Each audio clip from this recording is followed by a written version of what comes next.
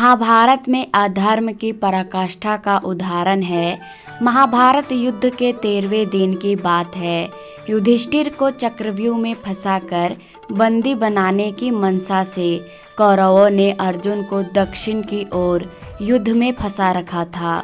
युद्ध के नियम के अनुसार यदि कोई योद्धा किसी योद्धा से युद्ध करते समय बीच में युद्ध छोड़कर भाग जाता है तो उसे हारा हुआ माना जाता है। इस कारण से अर्जुन दक्षिण की ओर से ही युद्ध कर रहे थे। समय की गंभीरता को समझते हुए द्रोणाचार्य द्वारा चक्रव्यूह की रचना की गई। यह चक्रव्यूह पांडव सेना की अत्यधिक क्षति तथा युधिष्ठिर को बंदी बनाने हेतु आगे बढ़ रहा था। चक्रव्यूह का दूसरा नाम पंचव्यूह है। इसको भेदना अति गोपनीय है। युधिष्ठिर को चक्रव्यूह भेदना नहीं आता था। यदि वह इस चक्रव्यूह में आते हैं तो निश्चित ही बंदी बनते और पीछे हटते तो उनकी हार मानी जाती। कौन कौन चक्रव्यूह भेदना जानता था? महाभारत काल में चक्रव्यूह भेदने एवं उससे बाहर निकलने का पूर्ण ज्ञान केवल श्री कृष्ण, अर्जुन, द्रोणाचार्य एवं प्रद्युम्न कृष्ण के पुत्र को था। इनके अलावा केवल अभिमन्यु ही ऐसे थे जो चक्रव्यूह में प्रवेश करना जानते थे। अपनी माता के गर्भ में रहते हुए तेजस्वी अभिमन्यु ने चक्रव्यूह भेदना सीखा था। जब अर्जुन अपनी गर्भवती पत्नी सुभद्रा को चक्रव्यूह भेदना समझा रहे थे, परंतु माता के बीच में सो जाने के कारण अभिमन्यु पूर्ण ज्ञान नहीं ले सके। चक्रव्यूह भेदना तो सीख लिया परंतु बाहर निकलना नहीं सीख पाए। अर्जुन एवं सुभद्रा पुत्र अभिमन्यु एक कुशल योद्धा थे। अभिमन्यु को रुद्रधारी भी कहा जाता है क्योंकि वह रुद्र नाम धनुष को धारण करते हैं। यह धनुष उन्हें उनके ज्येष्ठ मामा बलराम से प्राप्त हुआ था। मूल रूप से यह धनुष महादेव का है। महादेव ने यह धनुष बलराम जी को दिया हुआ था। अपनी वीरता एवं दृढ़ता का परिचय देते हुए वीर अभिमन्यु ने महाराज युधिष्ठिर से चक्रव्यूह भेदने की आज्ञा मांगी। युधिष्ठिर ने अभिमन्यु को आज्ञा नहीं दी, परंतु दृढ़ एवं विवेकी अभिमन्यु यह जानते थे कि उसके अलावा वहां उपस्थित योद्धाओं में से कोई चक्रव्यूह को भेदना नहीं जानता था।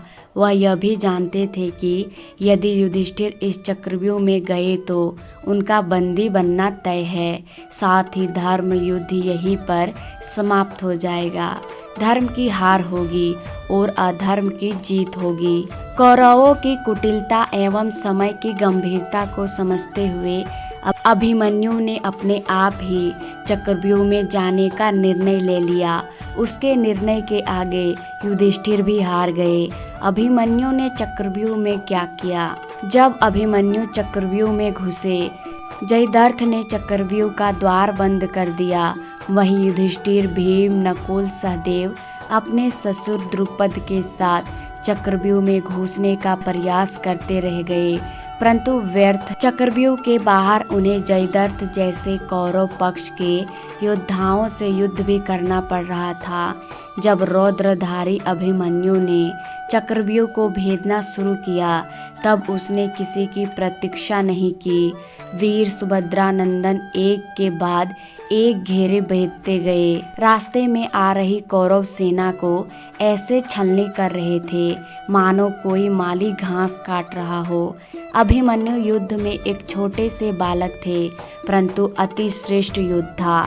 छठे घेरे को पार करते करते अभिमन्यु ने रुकमार्त, बृहबाला, लक्ष्मण, 6 परामर्शदाताओं, कर्ण के 7 पालक भाइयों, शल्य के पुत्र सहित कई योद्धाओं को मार डाला। यह सब देख कौरव पक्ष विचलित हो उठा। वीर अभिमन्यु ने कौरव पक्ष के योद्धा एकल युद्ध करने में अक्षम प्रतीत हो रहे थे। दुर्योधन पुत्र हानि से क्रोधित किसी भी मूल्य पर अभिमन्यु की मृत्यु चाहता था। उसने द्रोणाचार्य से अभिमन्यु पर मिलकर हमला करने का आदेश दिया।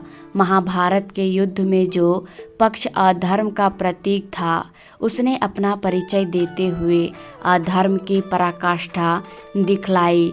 युद्ध के नियमों को तोड़ते हुए वीर योद्धा अभिमन्यु को बहुत सारे योद्धाओं ने मिलकर क्षति पहुंचाई। वीर बालक अभिमन्यु पर द्रोणाचार्य, दुशासन, अश्वत्थामा, कर्ण, शकुनि, दुर्योधन, कृपाचार्य, कृतवर्मा, वृषभसेन और द्रुमसेना द्वारा हमला किया गया। सारे योद्धा मिलकर इतनी वेग से अभिमन्यु के रथ पर हमला कर रहे थे कि अभिमन्यु का रथ टूट गया, परंतु अभिमन्यु ने हार नहीं मानी। अधर्मियों के अधर्म की पराकाष्ठा वह धरती पर खड़े होकर भी युद्ध करते रहे। उसकी ढाल मार के गिरा दी गई। तब उन्होंने रथ का पहिया हाथ में उठाकर उसे ढाल बनाकर युद्ध किया। इसी बीच जयद्रथ ने पीछे से महान योद्धा अभिमन्यु के पीठ पर भाले से प्रहार किया। भाला वीर अभिमन्यु के शरीर को भेदता हुआ बाहर निकल गया। फिर एक के बाद एक कौरव पक्ष के योद्धाओं ने अभिमन्यु पर बार बार वार किया।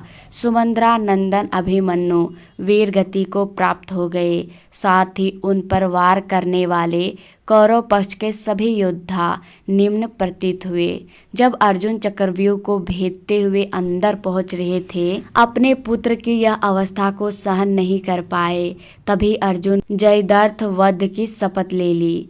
निष्कर्ष, महाभारत के युद्ध में बहुत से महान योद्धाओं ने युद्ध लड़ा, परंतु जो शौर्य, साहस एवं क्षमता वीर अभिमन्यु की थी, वह किसी और की नहीं, सुभद्रा नंदन देवी द्रौपदी के प्रिय पुत्र अभिमन्यु अमर है। अभिमन्यु की वीरता सदैव प्रेरणादायक रहेगी। आशा करती हूँ दोस्तों आपको ये वीडियो पसंद आई होगी। पसंद आए तो वीडियो को लाइक, शेयर, सब्सक्राइब जरूर कर देना। मिलते हैं अगली वीडियो में, तब तक के लिए राधे राधे।